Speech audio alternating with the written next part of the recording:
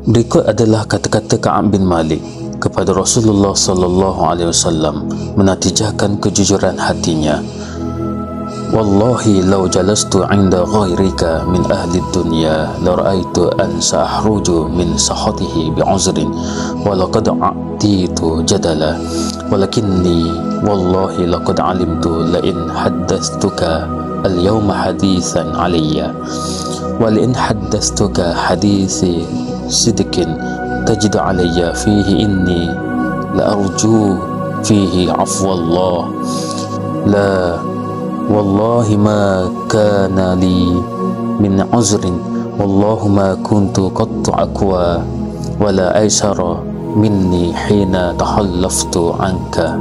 Yang bermaksud, demi Allah, andai aku duduk di sisi selainmu wahai Rasulullah dari golongan ahli dunia, nescayalah aku mampu mendapat jalan keluar dari kemurkaannya dengan mengemukakan suatu alasan. Sebenarnya aku dikurniakan bakat bicara debat, tetapi bagiku, demi Allah, pastilah dia mengetahui bahawa kata-kataku kepada Rasulullah sallallahu alaihi wasallam adalah dusta, walaupun Rasulullah terpesona dengan kata-kataku itu. Jadi demikian, sesungguhnya kemurkaan Allah akan diberitakan kepadamu wahai Rasulullah sallallahu alaihi wasallam kerana pendustaanku itu. Sebaliknya, jika aku memberitahu hal yang sebenarnya yang sedemikian itu, kamu pulanya akan muka ke atas diriku dalam hal ini. Sesungguhnya aku menginginkan kesudahan yang baik daripada Allah.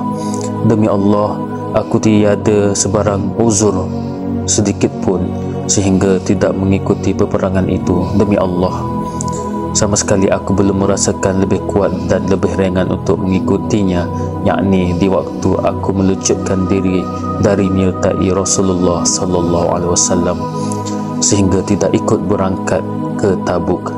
Mendengar keluhan dan penyesalan Ka'ab bin Malik itu, Rasulullah pun bersabda, "Amma hadza faqad sadaqa, faqum hatta yaqdiyallahu fika."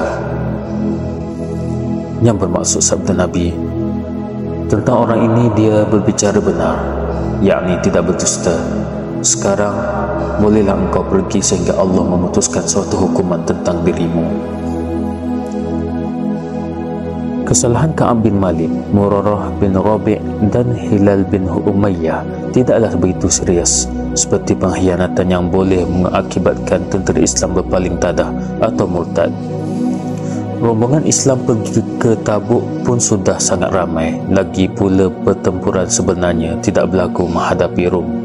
Bahkan pasukan Rasulullah sallallahu alaihi wasallam kembali ke Madinah dalam keadaan tidak berperang. Walaupun ada yang memberi pandangan bahawa tiada salahnya jika alasan diberikan untuk mengelak sebarang hukuman, tetapi mereka tidak berdolak dalih dan redha terhadap sebarang keputusan yang bakal ditentukan Allah Subhanahu wa taala. Akhirnya mereka dihukum agar diboikot oleh kaum muslimin untuk beberapa tempoh yang ditentukan. Tidak ada seorang pun yang dibenarkan bergaul bicara dengan mereka bertiga, kerana itu arahan Rasulullah sallallahu alaihi wasallam. Menurut Ka'ab bin Malik, setelah hukuman itu diputuskan, dunia yang begitu luas menjadi sangat sempit akibat hukuman pemulawan ini. Di antara mereka bertiga, Ka'ab bin Malik adalah yang paling muda. Murarah bin Rabi' dan Hilal bin Umayyah hanya mengambil jalan mengucilkan diri di rumah sahaja. Saban hari mereka menangis kerana mengharapkan pengampunan Allah dan meminta tempoh hukuman ditamatkan. Hal ini lebih membimbangkan lagi jika di antara mereka ditakdirkan menemui ajal. Pastilah Rasulullah sallallahu alaihi wasallam tidak akan mengimami solat jenazah mereka. Sebaliknya pula, jika Rasulullah sallallahu alaihi wasallam wafat, sudah tentu pemboikotan yang dikenakan ke atas mereka berterusan sehingga ke akhir hayat. Justru Ka'ab bin Malik mengambil pendekatan berbeza ketika melalui tempoh pemboikotan tersebut. Beliau pergi ke pasar, solat berjemaah di masjid walaupun tidak ada seorang yang menegurnya. Bahkan tegurannya pun tidak disapa oleh kaum muslimin. Ka'ab bin Malik sering memberanikan diri menghampiri Rasulullah sallallahu alaihi wasallam, menghadiri majlis ta'lim baginda, solat di belakang baginda dan cuba mengambil peluang memberikan salam kepada baginda sallallahu alaihi wasallam. Ka'ab menunggu-nunggu jawapan Rasulullah sallallahu alaihi wasallam dengan penuh penyesalan dan harapan. Namun Ka'ab kali pertemuannya itu hanyalah membuahkan kehampaan apabila wajah Ka'ab pun tidak sudi baginda melihatnya. Semakin hari semakin Ka'ab merasakan dirinya dimusuhi umat Islam di setiap ceruk penjuru dunia. Pernah satu ketika Ka'ab memanjat genting pagar kebun milik sepupunya Qatadah. Ka'ab mengucapkan salam berkali-kali kepadanya tetapi tidak berjawab. Lantaran itu Ka'ab menggesa Qatadah supaya menjawab hanya satu soalan sahaja. Ka'ab bertanya, "Ya Aba Qatadah, anshuduka billahi hal ta'lamni uhibbullaha wa rasulah." Yang bermaksud, wahai Abu Qatadah, aku hendak bertanya kepadamu kerana Allah, engkau tahu atau tidak bahawa aku sebenarnya mencintai Allah dan Rasulnya? Soalan itu diulang berkali-kali. Pada kali yang ketiga barulah Qatadah menjawab, Allahu wa rasuluhu a'lam. Yang bermaksud, hanya Allah dan Rasulnya yang paling tahu. Ka'ab bin Malik menangis teresak-esak mendengar jawapan Qatadah sambil meninggalkannya. Di suatu sudut lain, ketika Ka'ab dikenakan pemulawan tersebut, banyak suara yang membelanya, banyak suara empati tentang hukumannya yang dianggap keterlaluan. Bahkan ada juga suara yang memujuk berpaling dari jemaah Rasulullah sallallahu alaihi wasallam. Pujukan-pujukan itu berupa tawaran-tawaran jabatan kedudukan kemuliaan yang akan dikurniakan oleh seorang raja di Ghassan, Syam yang beragama Nasrani.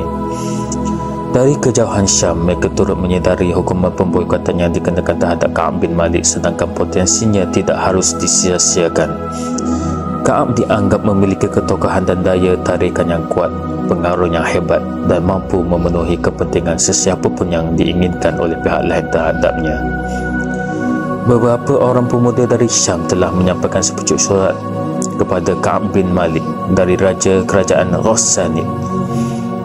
Surat tersebut berbunyi, "Amma ba'du fa innahu qad balaghani anna sahibuka qad jafaka wa lam yaj'alaka Allahu bidari hawanin wala madhi'atin falhaq bina nawasika." Yang bermaksud, amma ba'd, sebenarnya telah sampai berita kepada kami bahawa sahabatmu Muhammad sallallahu alaihi wasallam telah memusuhimu. Allah tidak akan menjadikan engkau untuk menjadi orang yang hina di dunia ataupun orang yang dihilang hak-haknya. Maka datanglah ke tempat kami, sertailah kami, tinggalkan Rasulullah sallallahu alaihi wasallam. Kami akan menggembirakan hatimu. Sungguh luar biasa perhatian Raja Ghassan kepada Ka'ab bin Malik. Ketika posisi Ka'ab berada dalam situasi kritikal kerana dipulaukan oleh Rasulullah, seorang pemimpin berpangkat raja yang memiliki rakyat dan kerajaan, harta dan tahta, tanah dan negara, memberikan perhatian khusus kepadanya. Saat kesemua saudara-saudara se-Islamnya tidak mempedulikan Ka'ab, masih ada orang yang ingin menyapanya. Bahkan ia adalah seorang raja.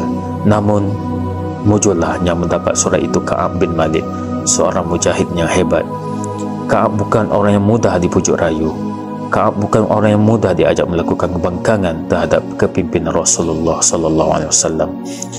Kecintaan Ka'ab kepada baginda sallallahu alaihi wasallam melebihi dunia seisinya. Tidak ada ucapan angkuh yang keluar dari mulut Ka'ab membanding-bandingkan zaman perjuangannya bersama Islam, seperti Allah pula yang memberi perhatian kepadaku. Di mana sahabat-sahabatku, jiran tetanggaku, orang yang satu jemaah denganku? Mereka langsung tidak mempedulikan aku. Sedangkan aku ada jasa yang besar kepada Islam sewaktu di Uhud. Lebih baik aku mencari haluan lain yang masih memberikan harapan baru kepada bakat yang ada padaku.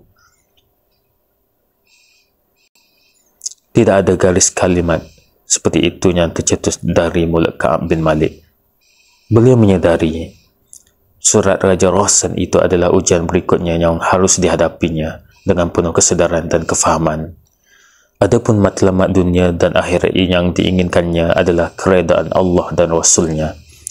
Bukan pengakuan atau pengiktirafan manusia, bukan apresiasi